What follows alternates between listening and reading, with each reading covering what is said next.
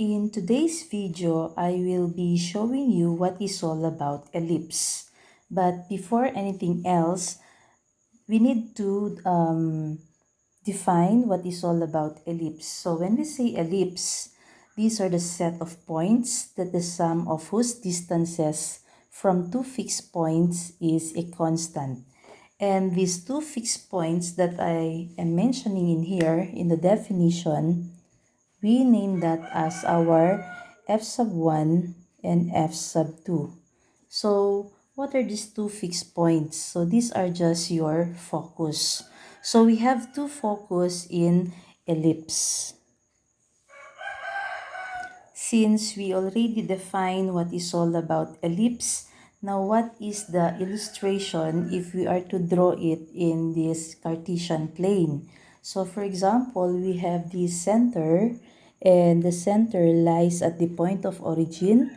So that is 0 and 0.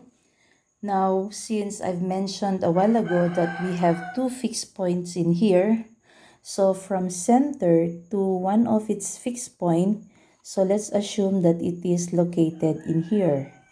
Okay, so we name that as your f sub 1, or that is the first focus. For the second focus, take note that from center to one of the focus, it should be the same also in the distance from center to the other focus. So let's assume na nandito yung second focus. Okay? Now, we need to know also we need to name a certain variable for us not to get lost, no? So from center to one of the focus, we denote that as variable c.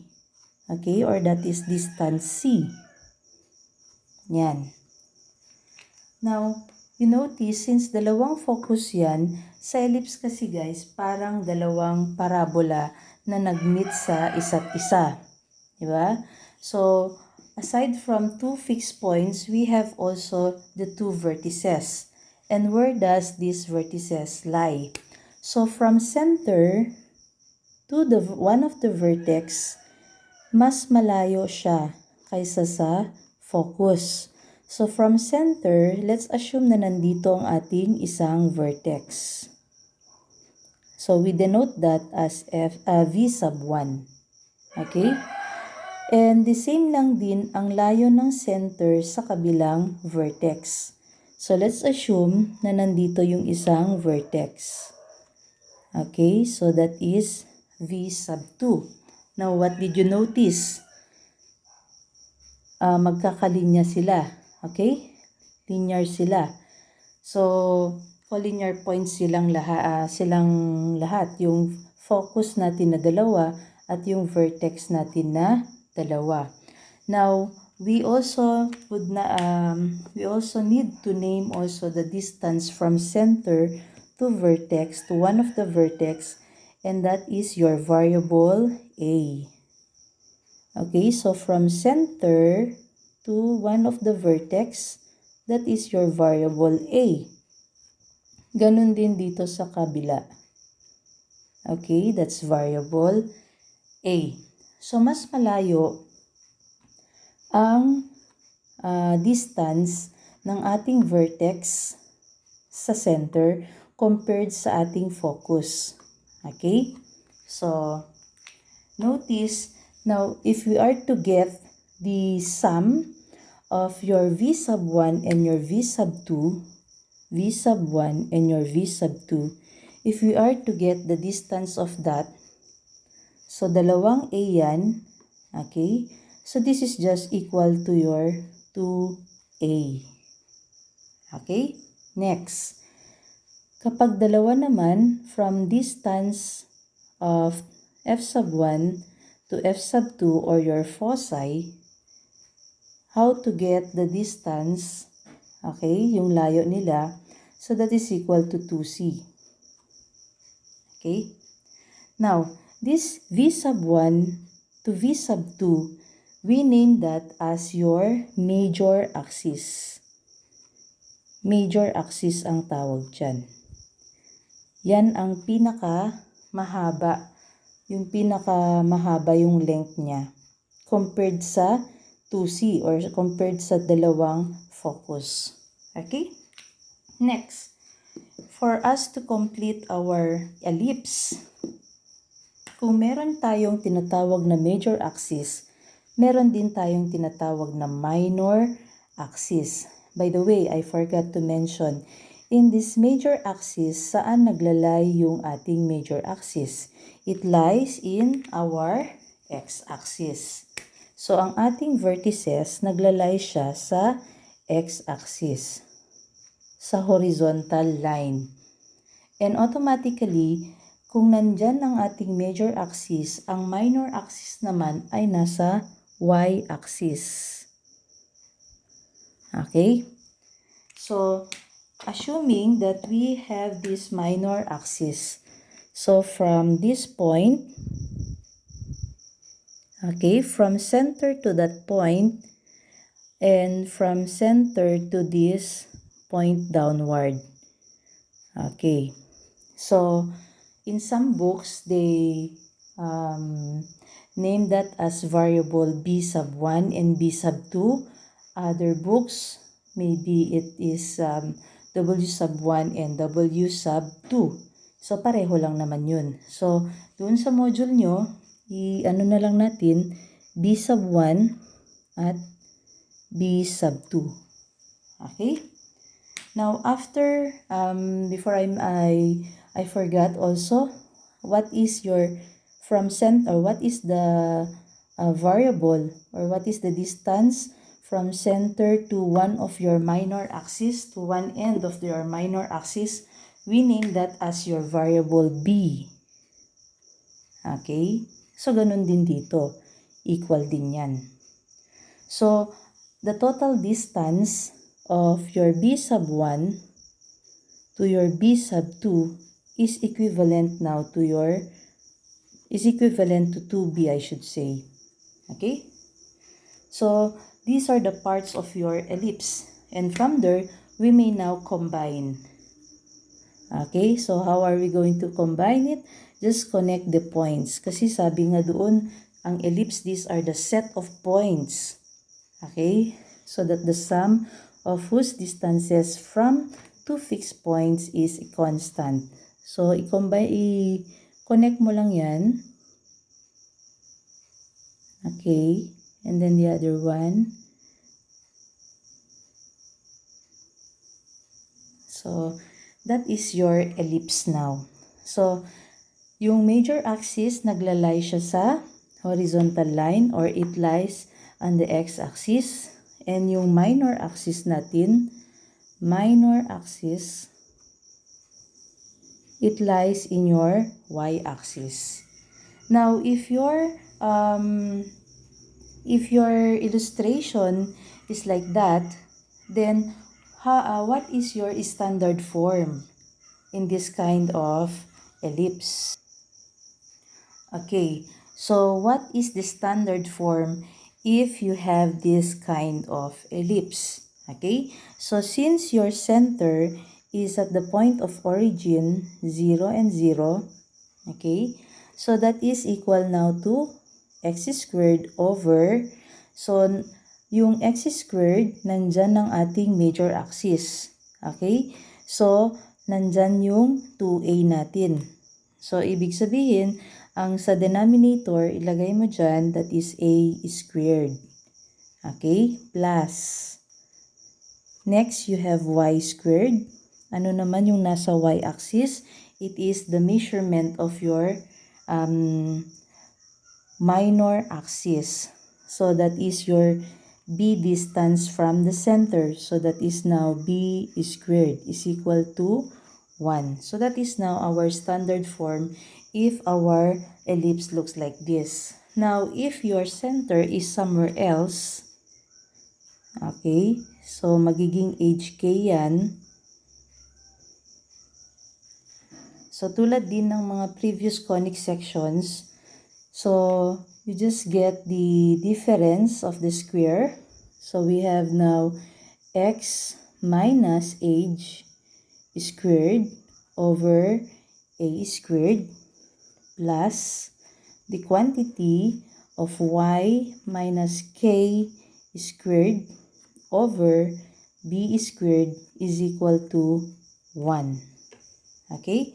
So, these are the two standard form if your ellipse looks like this. Okay? Now, moving on.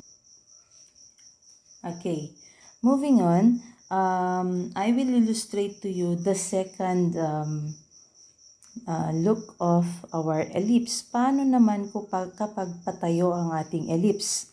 So, let's say for example, nandyan pa rin ang ating center. Okay? Now, kung patayo ang ating ellipse, nasaan ang ating major at minor axis? Okay. So, first, kapag nandito ang ating mga focus or yung ating foci, f sub 1 and then f sub 2. So, for example, yan ang given center at saka yung focus. So, saan mo ipa-plot ang iyong vertex? So, syempre, magka-collinear points sila lahat yun, di ba? So, therefore, our vertices lies in your y-axis as well. Nasa y-axis din siya. So, malamang nandito ang ating isang vertex at nandito ang ating isa pang vertex.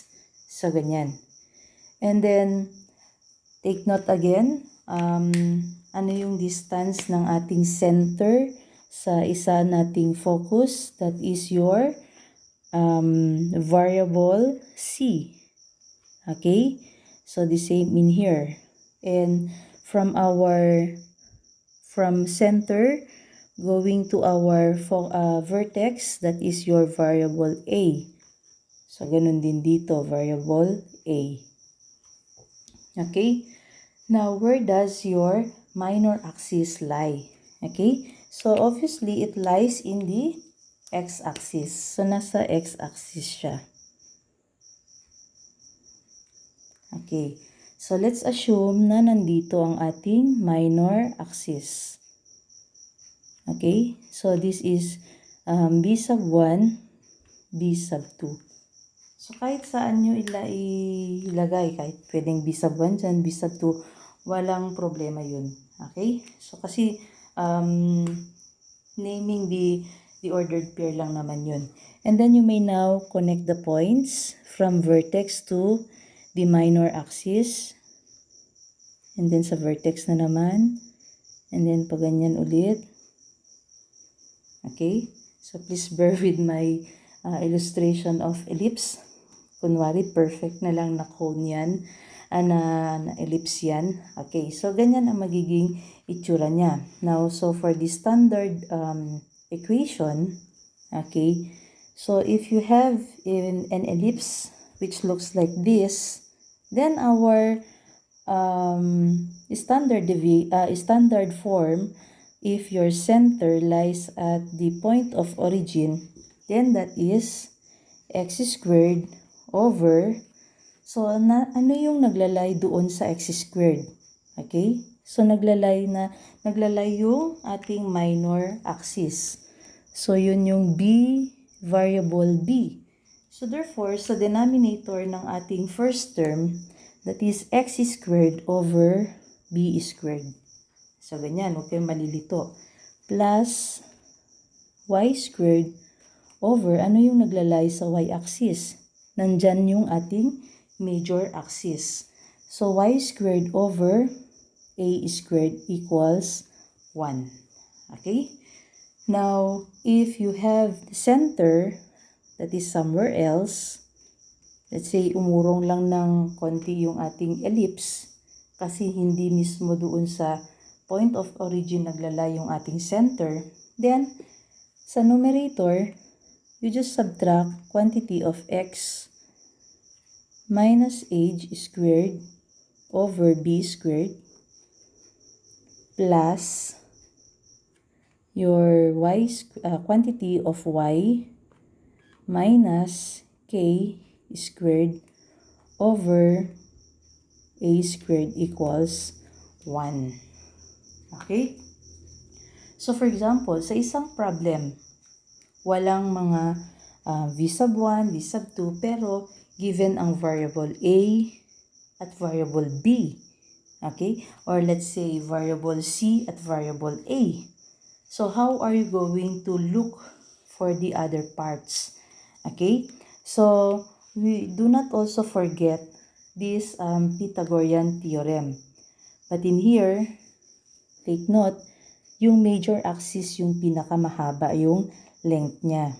So take note that our formula, as you get the square of our a, okay, or if you are to get the square of the distance from center to one of the vertex, that is just equal to the sum of the squares of the length from center to the one of the minor axis, okay, plus the square of the distance from center to one of the focus.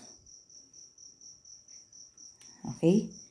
So, ganyan ang magiging itsura ng ating Pythagorean theorem. So, kapag, for example, nawawala ang ating variable b, how are you going to look for the variable b? Then, i-ano mo lang yan, i-derive mo lang yan. Okay, so paano yun? So, that is just equal to a squared. And then, you transfer or transpose c squared to the other side of the equation. You change the sign. Is equal to b squared. Okay? Now, in order for you to remove the square, you can now get the square root symbol. So, until such time that you come up with an equation of b is equal to square root of a squared minus c squared. So, yan yung magiging ating formula. Okay. So, ganun din dito. Pag tanggalin mo yung square dyan, that is just equal to a is equal to square root of b squared plus c squared. Okay? So, pag ang nawawala ay ating distance a, so kunin mo lang ang square root of b squared plus c squared. Pag b ang nawawala, you just use this formula. At kapag c naman ang nawawala, c is equal to a squared minus b squared. Okay? So, these are your formulas on how you are going to entertain problems involving ellipse. So, I hope with this illustration, this will help you in answering your WHLP. Okay? Bye, class.